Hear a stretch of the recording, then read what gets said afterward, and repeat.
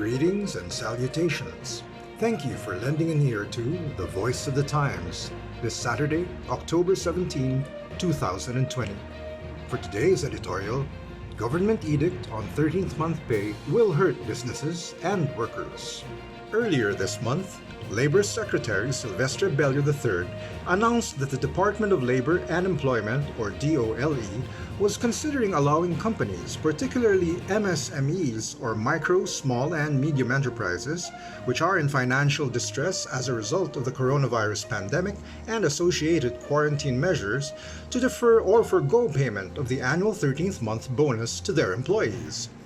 Even though the proposal would have to be managed carefully to prevent abuse and include some way in which to ameliorate the unavoidable short-term hardship the suspension of the 13th month pay would cause many workers, we believed it was a worthwhile idea.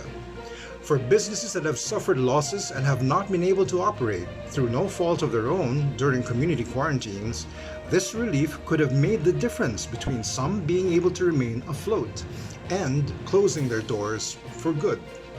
Bello's legal justification for allowing exemptions to the 13th month pay requirement for some employers was that while Presidential Decree 851, the law mandating the 13th month pay, did not include provisions for exemptions, the implementing rules and regulations for PD 851 did.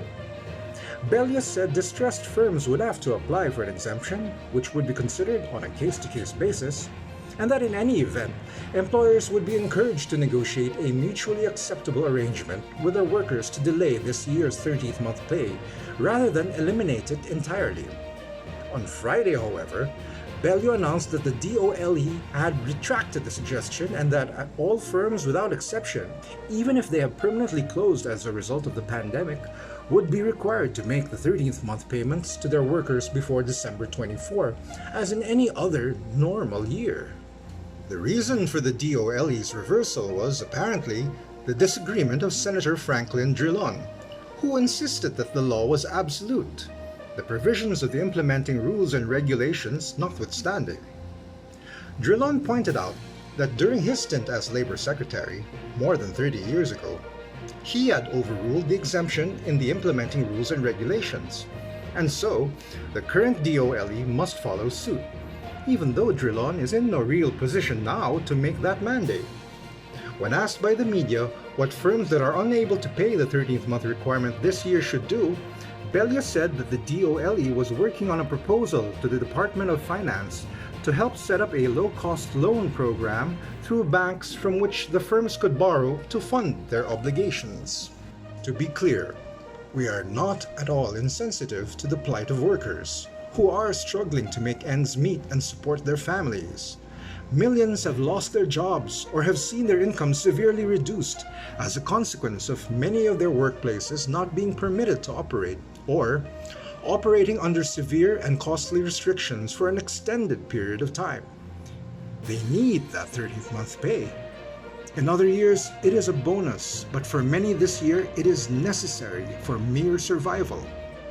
But the government's demand that the 13th month pay mandate be followed to the letter, even under extraordinary circumstances, is extraordinarily short-sighted.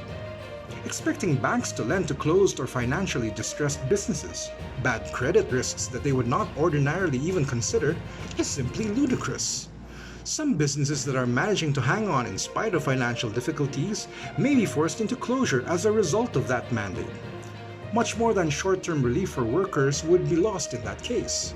Jobs would disappear entirely, and the value chains those businesses fill now would be broken, spreading further losses for businesses and workers alike throughout the economy. We realize that there is no easy answer to this issue, no solution that does not result in somebody bearing a heavy cost, but that should be the government, if it is going to insist that the 13th month requirement be followed without change.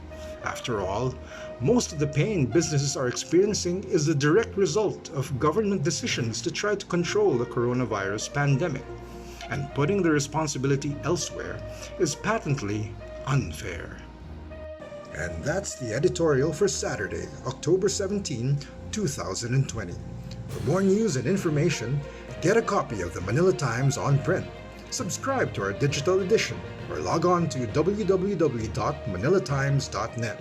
Follow us on Twitter, Facebook, and Instagram, and listen to The Voice of the Times.